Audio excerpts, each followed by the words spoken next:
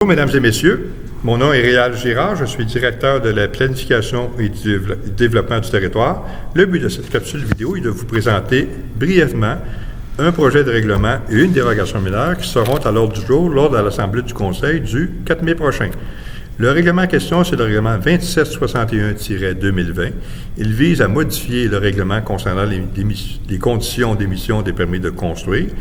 Vise principalement des rues du parc industriel. Les rues en question, ce sont les rues qui apparaissent sur l'image que vous voyez présentement, donc les rues Florent, Louis-Fauché, Tanguay, Bisaillon, McPherson, de même que le boulevard Poirier. Il vise à permettre l'émission des permis de construire malgré le fait que les services municipaux ne soient pas existants sur toute la largeur des terrains à desservir, parce que dans ces cas-là, il est possible de desservir les terrains en question à partir des services existants sans nécessairement les prolonger. Il y a urgence de procéder car le non-respect de cette condition pourrait nuire à d'éventuels projets industriels. Il pourrait nous empêcher d'émettre des permis de construction pour procéder rapidement à des développements industriels dans le parc industriel. Même règlement en question vise également le chemin Fortin sur un tronçon que vous voyez à l'écran, et la rue des Nénuphars, que vous voyez également sur l'image qui est maintenant à l'écran. Dans ce cas-là, ce sont deux rues privées. Or, sur les rues privées présentes sur le territoire municipal, il n'est pas toujours possible d'émettre des permis de construire.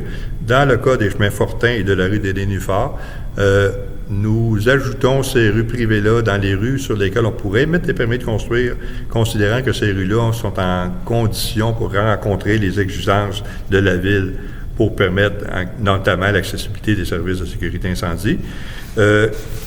Normalement, il n'y a pas urgence de procéder pour ces règlements-là, ces deux rues-là, sauf que les rues en question sont dans le même règlement que les rues du parc industriel. Donc, ils sont dans le règlement 2761-2020. C'est la raison pour laquelle le Conseil procède également pour le chemin Fortin et la rue des Nénuphars. Je vous mentionnerai également que ce projet de règlement-là est soumis à une consultation publique, mais n'est pas soumis à un processus d'approbation référendaire.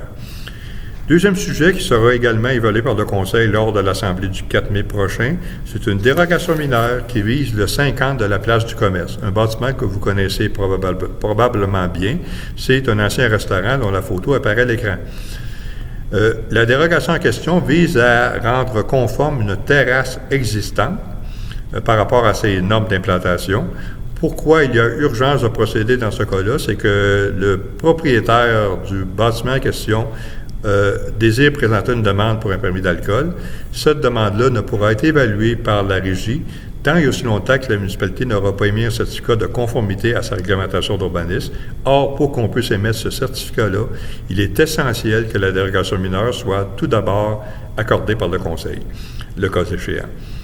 Je vous mentionnerai également rapidement que vous aurez quand même l'occasion de vous faire entendre sur ce projet de règlement-là et sur la dérogation mineure en question. Je vous invite à consulter l'avis public publié par la Ville sur son site Internet qui vous indique la façon de procéder pour transmettre vos avis par rapport à ces deux sujets-là, de même que les dates pour le faire. Donc, vous pourrez faire par écrit des représentations au Conseil. Le Conseil pourra tenir compte de ces représentations-là lorsqu'il évaluera ou il étudiera le règlement et la dérogation mineure lors de l'Assemblée du 4 mai. Sur ce, je vous souhaite une bonne journée et merci de votre écoute.